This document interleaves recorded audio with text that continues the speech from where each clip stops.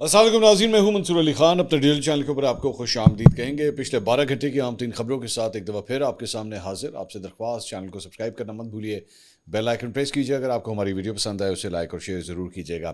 اچھا جی، خبریں کافی زیادہ ہیں، لیکن سب سے پہلے وزیر اعلیٰ پنجاب مریم نواز نے محرم الحرام کے پرامن، باوقار اور منظم انعقاد پر پنجاب کی تمام انتظامیہ، قانون نافذ کرنے والے اداروں اور دیگر متعلقہ محکموں کی کارکردگی کو سراہتے ہوئے انہیں خراج تحسین پیش کیا ہے. ایکس پر اپنے پیغام میں مریم نواز نے کہا کہ الحمدللہ، شاباش ٹیم پنجاب. گزشتہ سال کی طرح اس مرتبہ بھی محرم الحرام کا پرامن، باوقار اور منظم انعقاد ممکن ہوا. ادھر وزیر اعلیٰ خیبر پختونخوا سہیل آفریدی نے بھی یوم عاشور کے موقع پر پشاور میں مرکزی جلوس کے مقام کوہاٹی کا دورہ کیا اور سیکیورٹی اور انتظامی اقدامات کا انہوں نے جائزہ لیا. وزیر اعلیٰ نے جلوس کے راستوں پر کیے گئے انتظامات کا معائنہ کیا اور یوم عاشور کے پرامن انعقاد کے لیے صوبے بھر کی ضلعی انتظامیہ، پولیس اور دیگر متعلقہ اداروں کی کارکردگی کو سراہا. دس از گڈ ٹو سی کہ جو چیف منسٹرز ہیں رسپیکٹو اپنے پروونسز کے، وہ اپنی انتظامیہ کو جو ہے وہ شاباشی بھی دے رہے ہیں. And indeed this is a good thing کہ پورے پاکستان کے اندر جو یوم عاشور تھا وہ پرامن طریقے سے جو ہے وہ کمپلیٹ ہوا ہے.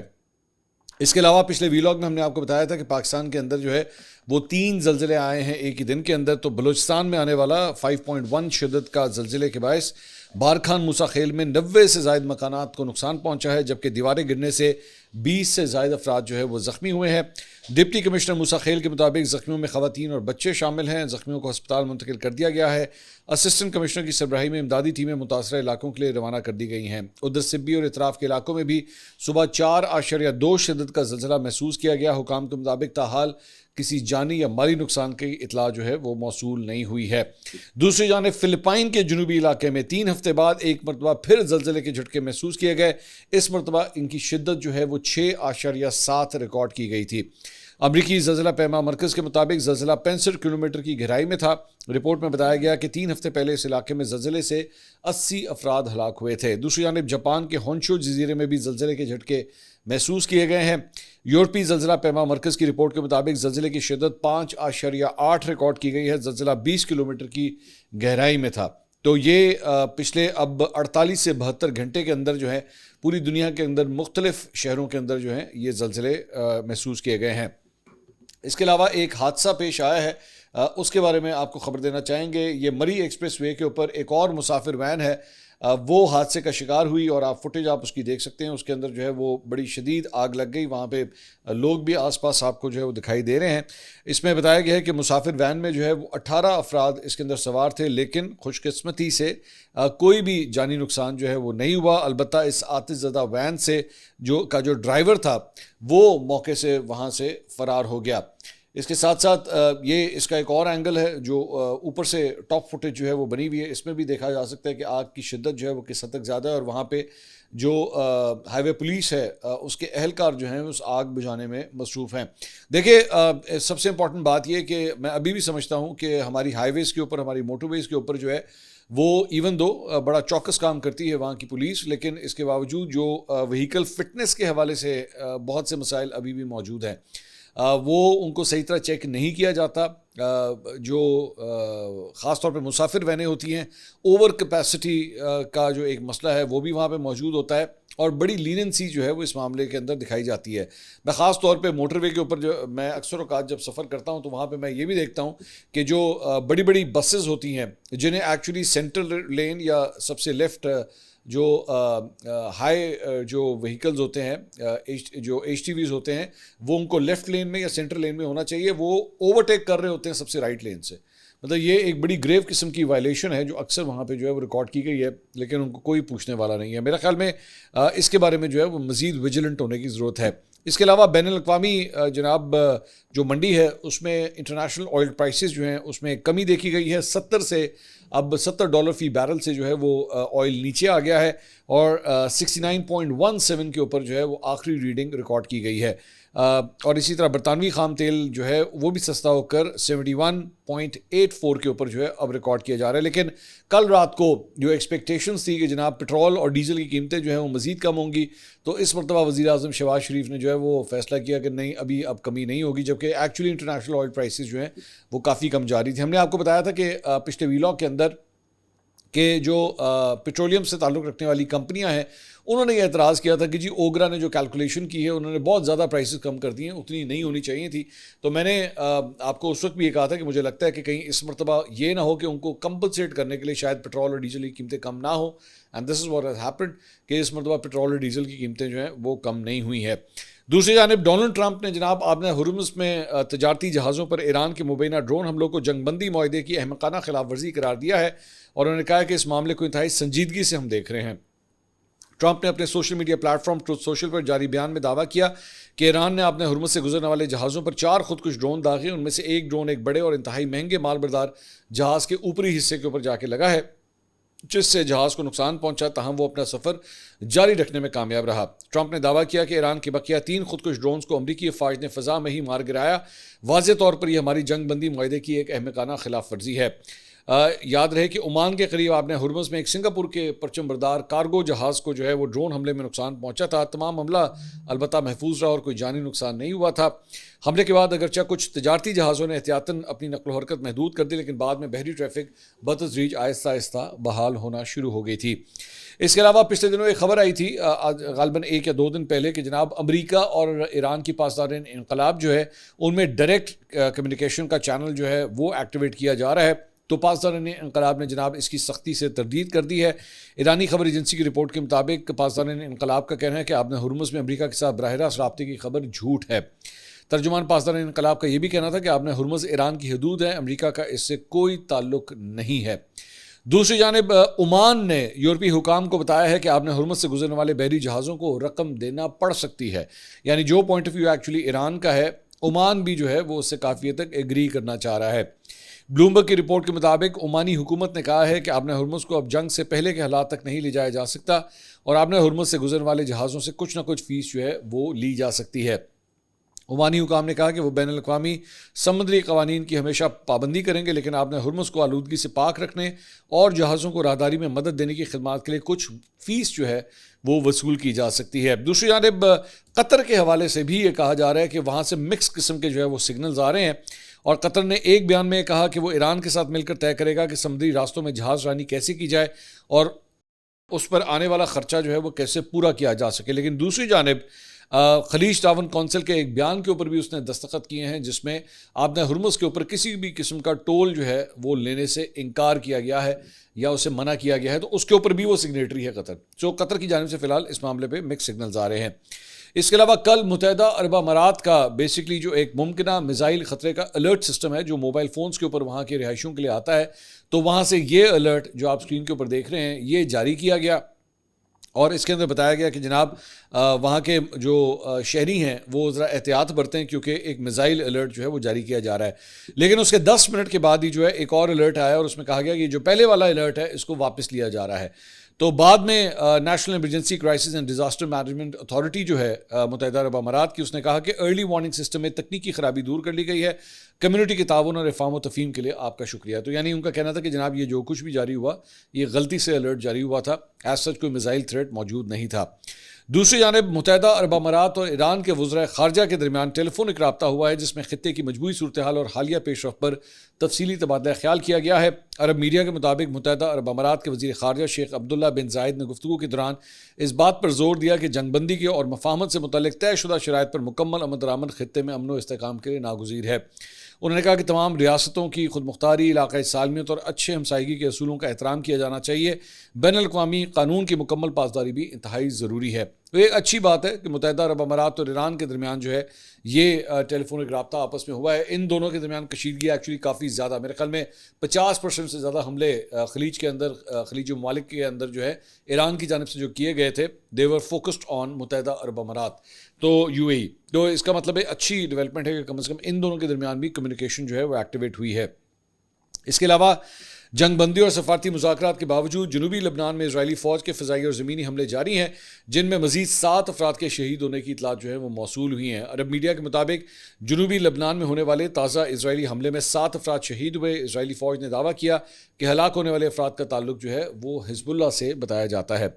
لبنان، اسرائیل اور امریکہ کے درمیان جناب معاہدے کے فریم ورک کے اوپر جو ہے وہ دستخط ہو گئے ہیں۔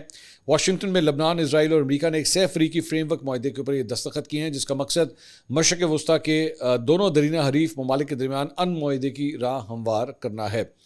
اس کے علاوہ اب ذرا بھارت کے اندر آ جاتے ہیں، جہاں پہ عاصم منیر، جنرل عاصم منیر کے، فیلڈ مارشل عاصم منیر کے نام کے اوپر جو ہے بڑی سخت مرچیں لگتی ہیں۔ تو میں پہلے ہی آپ کو بتا چکا ہوں کہ 2-3 مطلب مختلف اینٹیز ہیں، ایک اسرائیل، ایک بھارت، اور تیسرا مخصوص لونڈے لپاڑے، ان کو بہت زیادہ مطلب آگ لگتی ہے۔ تو اس کے اوپر ایک بھارتی صحافی ہے آدتیہ راج کول، جس نے، آپ کو یاد ہوگا، یہ بڑا مشہور زمانہ ایک را کا فرنٹ فیس ہے، اور اس نے جب پاکستان اور بھارت کی جنگ ہو رہی تھی تو ایک فیک لیٹر جو ہے وہ جاری کروایا تھا، اور وہ سوشل میڈیا پہ جا رہا تھا اور جاری کیا تھا، اور اس کے اوپر ہم نے ایکچولی یہ ویلاگ کیا تھا، جس میں پاکستان زندہ باد کا نعرہ جو ہے وہ نیچے لکھا ہوا تھا۔ مطلب اتنا وہ بیوقوف اور گدھا ہے کہ جب فیک لیٹر وہ جاری کر رہا ہے تو اس لیٹر کے سب سے آخر میں جو ہے پاکستان زندہ باد لکھنے کے بجائے پاکستان زندہ باد لکھا ہوا تھا، کیونکہ ظاہری بات ہے یہ گدھے جو ہیں وہ پاکستان زندہ باد، یا زندہ باد، ایون بھارت زندہ باد بھی نہیں بول سکتے، یہ زندہ باد بولتے ہیں۔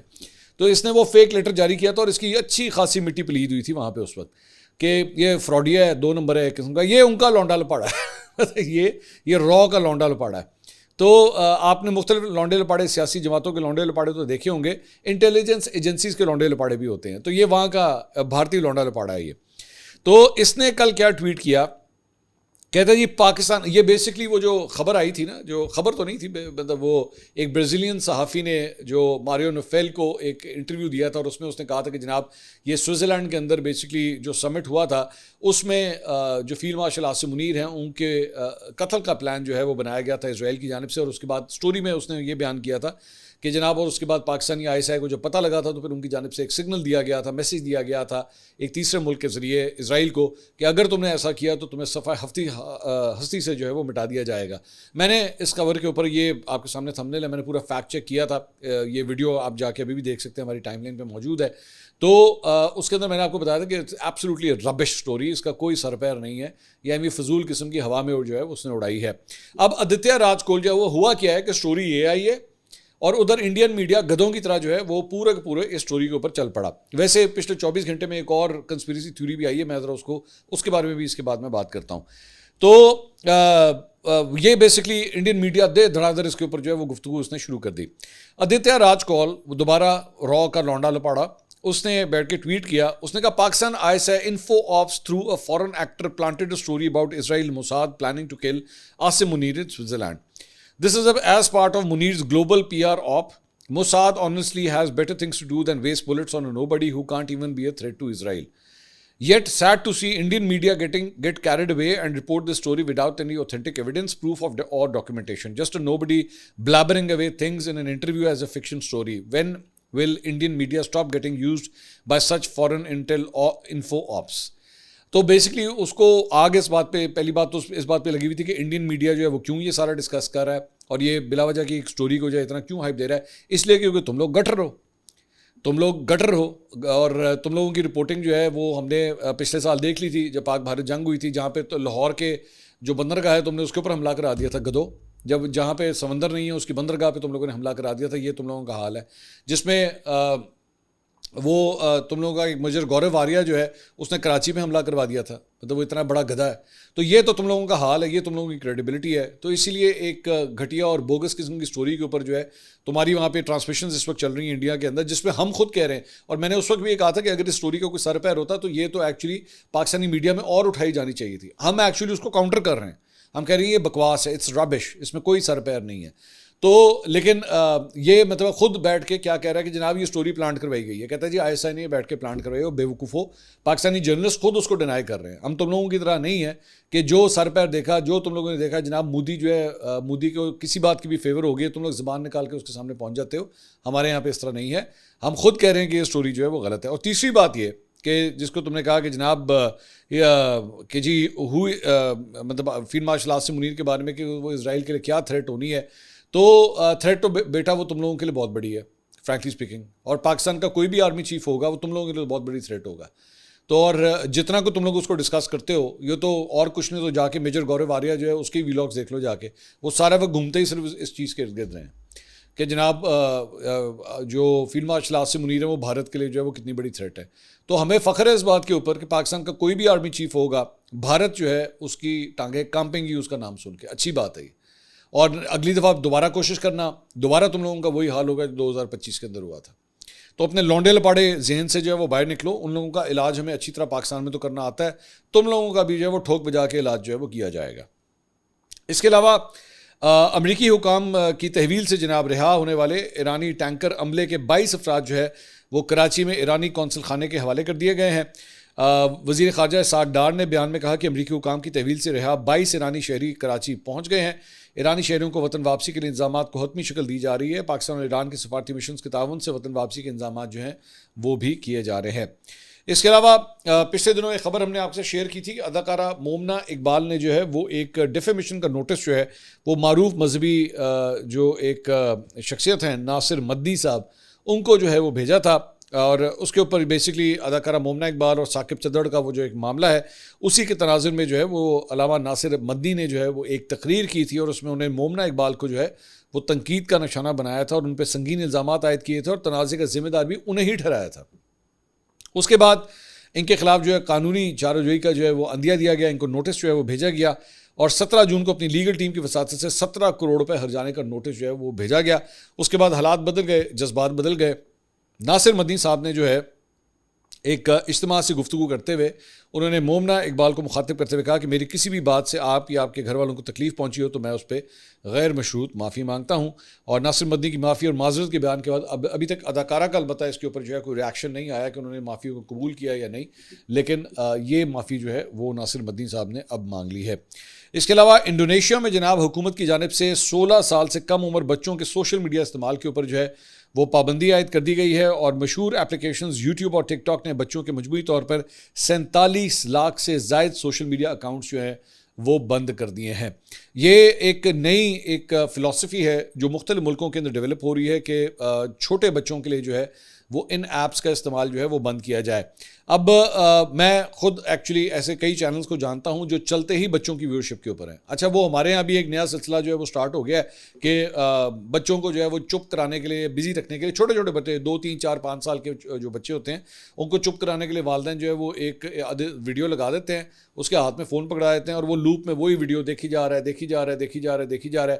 اور بچے کو کھانا کھلانا ہو تو وہ ویڈیو لگا دو, اس کو چپ کرانا ہو وہ ویڈیو لگا دو, آپ مہمان آئے گھر پہ بچے کے ہاتھ میں یہ فون پکڑا دو وہ ویڈیو لگا دو. اور اس مصیبت نے جو ہے وہ اچھے خاصے پرابلمس جو ہیں وہ بچوں کے لیے کریٹ کر دی ہیں. میں مطلب چند ایسے بچوں کو جانتا ہوں جن کو ایکچولی اسپیچ کی پرابلمس بھی ہوئی ہیں, بیکاز وہ ماں باپ ان سے گفتگو کرنے کے بجائے یا ان کی ڈسکشن ہونے کے بجائے they are more focused on actually watching the screen. تو برائے مہربانی میں بار بار یہ کہتا ہوں کہ اپنے بچوں کو جو ہے وہ ان کی صرف مینٹل ہیلتھ نہیں بلکہ فزیکل ہیلتھ کے لیے بھی ضروری ہے, ان کو سپورٹس کی طرف لے کے جائیے. میں بڑا ہی اسٹرانگ ایڈوکیٹ ہوں اس چیز کا. انہوں نے کوئی بھی گیم کھلائیں, ارریسپیکٹو کرکٹ ہو, فٹ بال ہو, ہاکی ہو, اینی تھنگ, بس ان کو کوئی نہ کوئی گیم ضرور کھلائیں. اور شروع مطلب 4-5 سال کی عمر سے ہی جو ہے اس کو اس گیم کے اندر ڈال دیں, ہلکا پھلکا آہستہ آہستہ آہستہ آہستہ جو ہے وہ بڑھتا جائے گا, اور اس کی ذہنی اور جسمانی نشو و نما جو ہے وہ ہوتی رہے گی. میں یوٹیوب کے اوپر جہاں پہ بات کر رہا ہوں, ہمیں ایک ریسنٹلی پچھلے 2 مہینے کے اندر جو ہے بہت سے لوگوں کی کمپلینٹس آ رہی تھیں ہمیں سوشل میڈیا کے حوالے سے, یوٹیوب کے حوالے سے, کہ جناب میرے نام کے میرے تصویریں لگا کے جو ہے وہ یوٹیوب چینلز جو ہیں لوگوں نے کھولے ہوئے ہیں, اور وہ ہمارے ہی کنٹینٹ کاپی کرتے ہیں, اور ہمارے ہی کنٹینٹ کاپی کر کے جو ہے وہ اپنے چینلز جو ہیں وہ کھول دیتے ہیں. اب ہم نے اس میں سے کئی چینلز اڑا دیے ہیں, مطلب ان کو رپورٹ کیا ہے ہم نے, ان کو اڑا دیا ہے, لیکن they just keep on propping up again and again. ان میں سے کئی جو ہیں اس کے بعد میں معافیاں بھی مانگتے ہیں, ہمیں ای میلز بھی بھیجتے ہیں کہ جناب معاف کر دیں, غلطی ہو گئی, بس وہ ہمیں بڑا, کبھی وہ انہوں نے نام لکھا ہوتا ہے منصور علی خان فینس, کسی نے لکھا ہوتا ہے منصور علی خان نیوز, میری تصویر استعمال کی ہوتی ہے. اچھا, اب میں اس کو باقاعدہ طور پہ میں اعلان یہ کرنے جا رہا ہوں کہ ہم یوٹیوب کے ذریعے تو یہ ایکشن لیتے تھے, ٹھیک ہے, اور آبویسلی ان کو اسٹرائکس بھی جاتی تھیں, ان کے چینلز بھی جو ہیں وہ بند ہوتے تھے. اب اس کے اوپر میں قانونی چارہ جوئی جو ہے میں سٹارٹ کرنے لگا ہوں, اور میں اس کے اوپر جو ہے وہ NCCI کے اندر اب رپورٹ کروں گا. تو برائے مہربانی کل کو اگر آپ کے اگینسٹ کوئی ایکشن ہوا کہ آپ نے جو ہے وہ ہمارے کانٹینٹ کو جو ہے وہ کاپی کیا ہے اور اپنے چینلز بنائے ہیں اس ہمارے نام کو استعمال کرتے ہوئے, کیونکہ ہمیں سب سے بڑی پرابلم جو ہے اس میں ایک تو کانٹینٹ کاپی ہو رہا ہے، وہ تو ہے ہی ہے. دوسری سب سے بڑی پرابلم جو ہے وہ یہ ہوتی ہے کہ اس کے جو تھمبنیلز بنائے جاتے ہیں. میں نے ایک تھمبنیل دیکھا اسی طرح کسی لونڈے لپاڑے نے بنایا ہوا تھا، میرے نام کی مطلب چینل بنایا ہوا تھا، میری تصویر بھی وہاں پہ لگائی ہوئی تھی، اور اس کے اوپر بڑی عجیب بات لکھی، علیمہ خان نے خودکشی کر لی. مطلب یہ اس کے تھمبنیل کے اوپر لکھا ہوا تھا، جس کا کوئی تعلق نہیں ہے، نہ میں نے کبھی اس قسم کی بات کی ہے نہ کچھ، لیکن صرف ویڈیو کی ویورشپ حاصل کرنے کی خاطر جو ہے وہ اس قسم کے تھمبنیلز بنا دیتے ہیں. تو اور وہ بیسکلی اندر کانٹینٹ میرا ہوتا ہے. اب بہت سے لوگ جو ہیں اس کے بعد مجھے کہتے ہیں بھائی جان یہ خبر آپ کی ہے، یہ آپ نے کب دی ہے. میرا کوئی تعلق بھی نہیں ہوتا، صرف اندر کانٹینٹ کچھ اور ہوتا ہے، صرف تھمبنیل جو ہے وہ اس قسم کا جو ہے وہ بنا دیتے ہیں. So now I am actually categorically announcing this کہ اب کے بعد ہم نے آج سے یہ سلسلہ اب ہم شروع کرنے لگے ہیں. اگر آپ نے ابھی تک ہمارے نام کے کوئی چینلز کھولے ہوئے ہیں تو برائے مہربانی اس کو خود ہی بند کر دیجئے، بیکاز اب ہم NCCI کے ذریعے جو ہے آپ کے اگینسٹ قانونی چارہ جوئی کریں گے.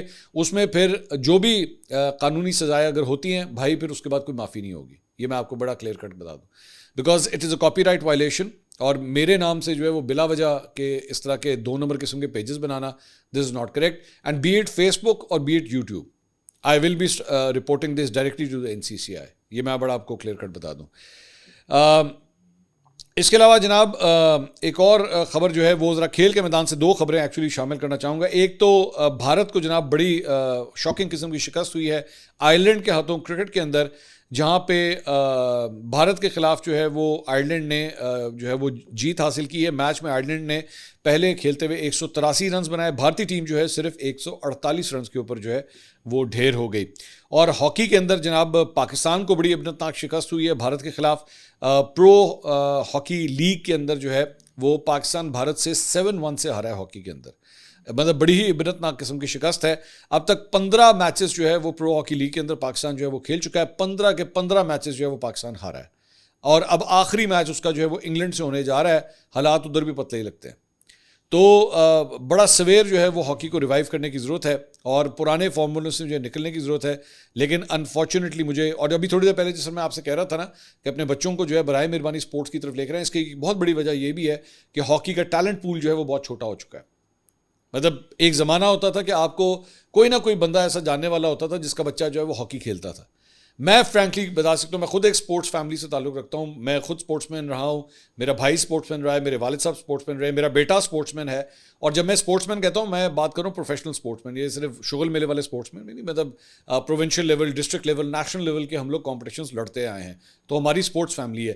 میرا کوئی جاننے والا ہاکی نہیں کھیل رہا، میرا کوئی بھی جاننے والا جس میں کہہ سکوں یار میرا دوست ہے یا میرا فیملی فرینڈ ہو، اس کا بچہ ہو، کوئی بھی ہاکی نہیں کھیل رہا.